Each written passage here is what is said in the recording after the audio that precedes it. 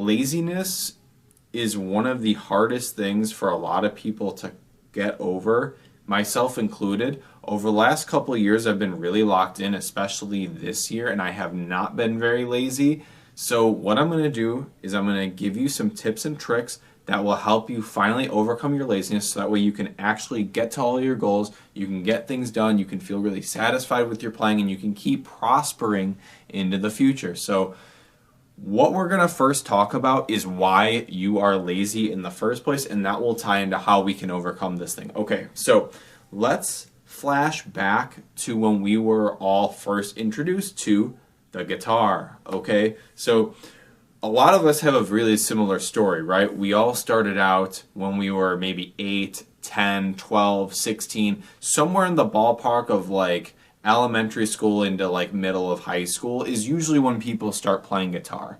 Okay, some people play later and earlier, but that's generally the consensus. When we were first introduced to guitar, right, you were very excited about it, about learning about bands, about learning your favorite songs, about buying your first guitar, about learning about what touring is, and listening to all this new amazing music.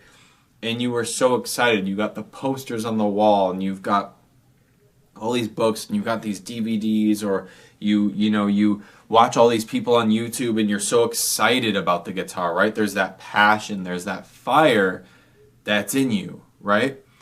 But somewhere along the line, that fire and passion died. Okay, maybe not for everybody, but for most of us, there was a period of time, usually in our adulthood, where we just don't really care about it as much anymore. Okay, so the number one reason why you are lazy with the guitar is because you do not have a deep enough emotional connection to the instrument to get to your goals. Okay, you do not have a purpose, a sense of purpose in playing guitar. You do not have a sense of goals. You do not have a sense of I really want this. You don't have a deep desire for success in music because you do not care about it enough. Okay, going back to the thing that I said about us when we were kids and we were playing guitar and it was all fun and great and stuff like that. Listen, we all had a time where we can practice for like 3, 4, 5, even 8 hours a day, especially when we were kids and high school and things like that. We have all the time in the world and it's all great. However, for most of us, we all share a common story throughout time. You go to college or you get a job or you relationships, or you move somewhere and life changes and all these crazy things that happen.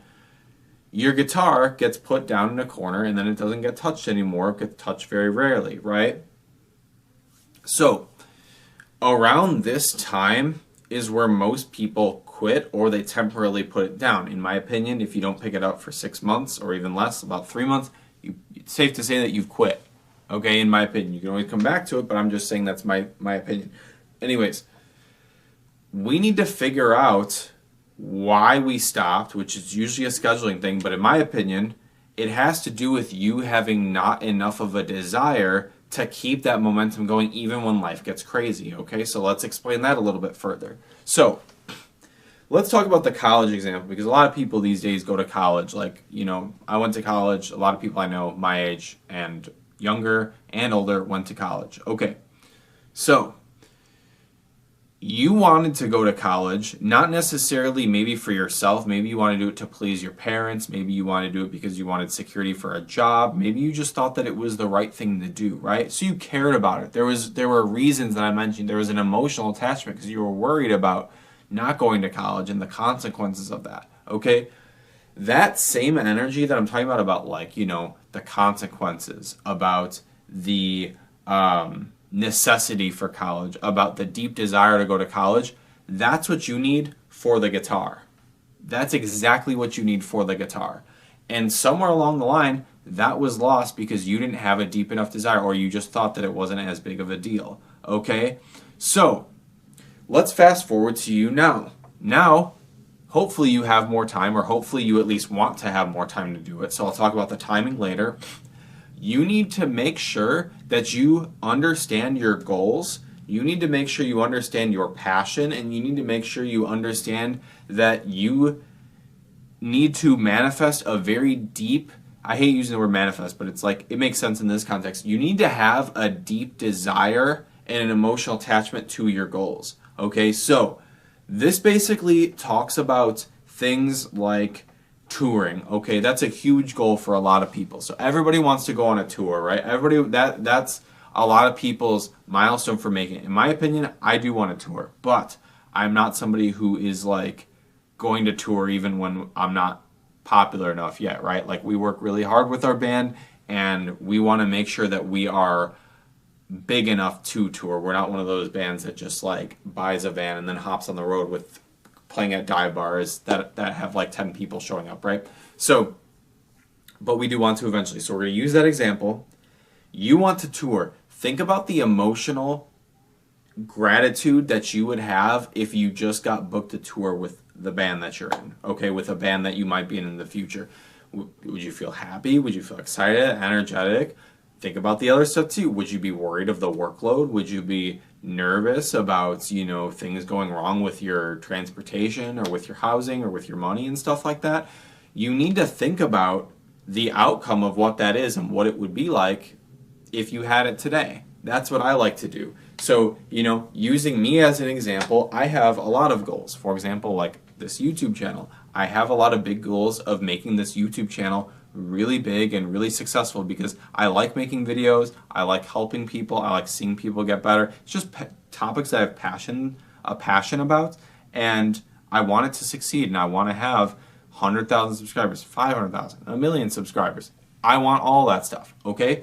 So, thinking about that stuff, I know that the workload and the pressure for that is going to be high. But I also know that I can handle it. I know that I'm excited to do it, and I'm excited for the work, okay? So you may be excited for the outcome, but are you excited for the work? Are you ready to put in all that work? That's what you need to think about, because you need to become the person who is at the level that you're trying to get to, okay? So you need to have a deep desire to want it, and you want to have that desire to want the hard stuff too, is what I'm trying to say, okay? So that's number one. Okay, part number two of why you are lazy and how to overcome it, okay? It's kind of tying into the first point. You are afraid of the work and you don't believe that you can do it, okay? So I always hear this thing about people who are lazy but ambitious. And some people say that that's like a good thing for some reason. It's becoming this thing on the internet where everybody's saying that being lazy but ambitious is a good thing. It is not a good thing. Every lazy person that I talk to always says that they want to do X, Y, and Z and they never get it done. That's where you need to separate yourself, because you need to believe that you can do it, okay? And you need to actually get the work done, okay? So that'll tie into my third point here in a moment, but the concept here is that once you already have a deep desire to succeed, you have to have the belief that you are going to succeed. Okay, so whenever I'm working and I'm going through things and things are not going well, I know that if I just keep doing it, it's going to work out. That's what separates people who don't make it versus people who do make it, is they know that it's a long-term game, they know that it takes a lot of time, and they know that there is a path to success if they keep pushing forward. Okay, so you have to believe in yourself, okay? You have to push forward when times are tough, and you have to do the work. Okay, that ties into point number three, is musicians struggle so hard with this one last thing. I've talked about it on my channel before, and I want you guys to understand this. You need to have a sense of organization in your life of the things that you want to get done to move the needle forward, okay? Every single day, I write down all of my goals on my whiteboard over there. Okay, I've shown it in my vlogs before. I write down everything that I need to do. Like today, the YouTube video was one of those things. Okay, there was things like working out on there, calling people who want to work with me, things like that. There is the record reels. I got to do that after this actually. But I write down my goals every single day. Every single day. The only day that I don't do is Sunday, because I usually tend to take Sundays off because I work 6 days a week, pretty much the whole day. Okay? So, most musicians do not have a sense of structure in their life, because music in of itself is an art, and an art is usually something very spontaneous, okay? And a lot of musicians forget that there is a huge portion of music that is work, it's a business, It's a grind. It's not something that you just kind of magically make music all the time. There's 50 bajillion things that go into being a successful musician. Okay, so going forward with this a little bit, what I want you to really start doing is every single day, start writing down things that will move the needle, okay? This is something that you need to get better at every single day and understand, like, how much of a workload can you actually handle throughout the week? How much practice time can you have for guitar, right? That's a really big one that you got to figure out. I often tell my students, if you're struggling to practice a lot with the guitar, practice for 10 to 20 minutes a day for a month straight and see how you feel. If it's enough, keep it that way. If it's not enough, move it up a little bit, okay?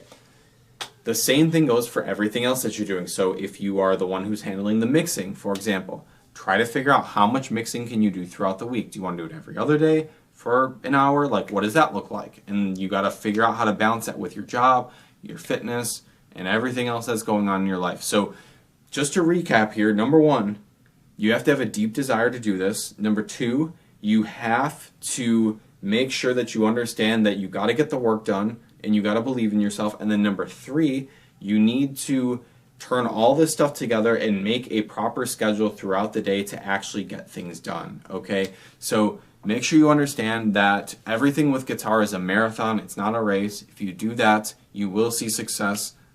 If you want some more help with guitar, I have the best masterclass in the world. There's nothing like it. Click the link below. See you in the next video.